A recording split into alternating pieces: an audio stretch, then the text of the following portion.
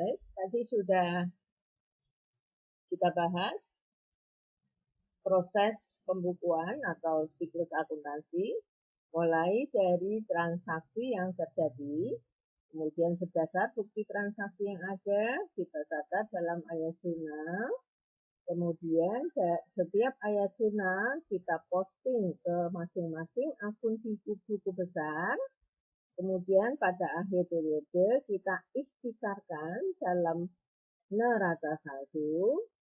Nah, sebelum dibuat laporan keuangan, kita harus melihat karena ada konsep penandingan pencatatan tadi, accrual dan cash basis, apakah ada saldo-saldo akun yang memerlukan jurnal penyesuaian. Kemudian disusun neraca saldo setelah disesuaikan. Baru dari situ kita buat laporan keuangan. Baik, akun-akun apa saja yang memerlukan penyesuaian, saudara bisa melihat di modul bab 3 halaman 26. Kita mulai dari yang pertama, yaitu deferred expenses atau beban ditangguhkan, atau prepaid expenses, beban dibayar di muka.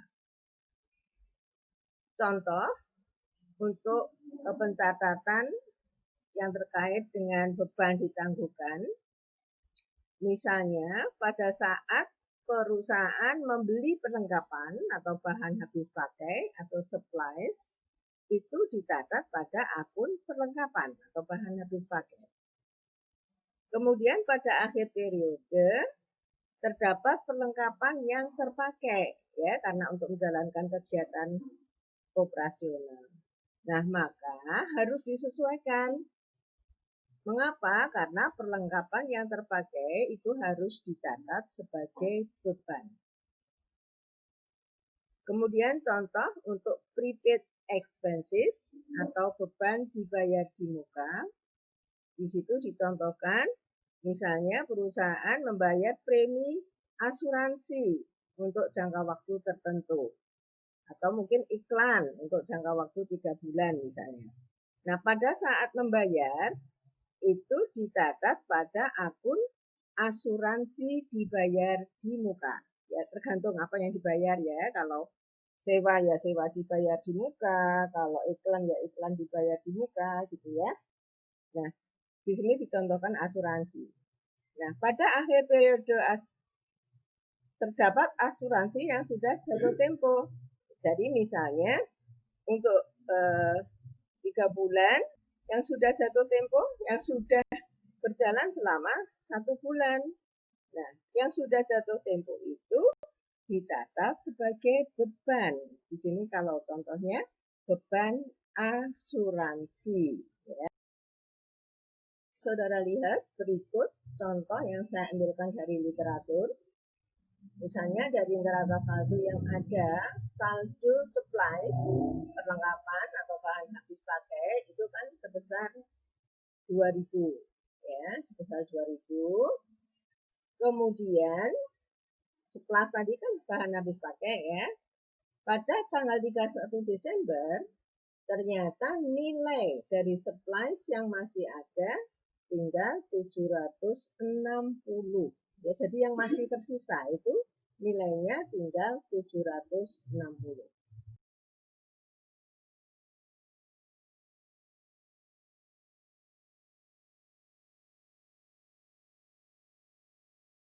Dasar informasi tersebut, maka kita harus menghitung kalau yang tersedia 2.000, kemudian ternyata akhir periode tinggal 760, maka berarti ada supplies yang digunakan sebesar 2.000 dikurangi 760, 1.240.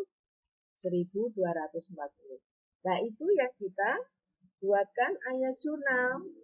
Ya, supplies yang terpakai dicatat pada akun beban supplies atau beban perlengkapan, supplies expenses, debit, kreditnya adalah perlengkapan atau supplies sebesar 1.240. Nah, kemudian proses berikutnya, jurnal, ini bukan jurnal umum ya, jurnal penyesuaian ya. Kita juga harus memposting ke masing-masing akun terkait. Ya. Debit, supplies, saudara lihat, kita masukkan akun supplies expenses, beban supplies, kemudian yang kredit kita masukkan ke akun supplies. Baik. Selanjutnya mari kita pelajari contoh yang ada di halaman 27 pada modul. Saudara lihat di situ, sesuai dengan informasi yang A, itu terkait dengan akun perlengkapan di neraca saldo. Ya, itu yang ada di nomor urut 2.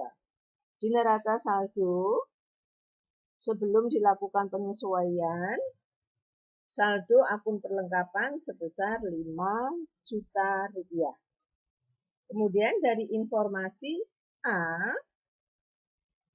perlengkapan sebesar 5 juta tersebut ternyata yang telah digunakan sebesar 3 juta. Ya, sehingga kalau saudara melaporkan nilai perlengkapan 5 juta terlalu besar karena ada 3 juta yang sudah digunakan. Nah, perlengkapan yang sudah digunakan harus kita laporkan sebagai beban. Kita lihat ayat jurnal penyesuaiannya, nah, yang di bawah itu kolom yang pertama, baris yang pertama, ya, jurnal penyesuaian yang pertama, yang beban perlengkapan atau perlengkapan yang terpakai dicatat dilaporkan sebagai beban, sehingga beban bertambah di debit. Beban perlengkapan 3 juta, perlengkapan terpakai sehingga berkurang, perlengkapan dikredit sebesar 3 juta.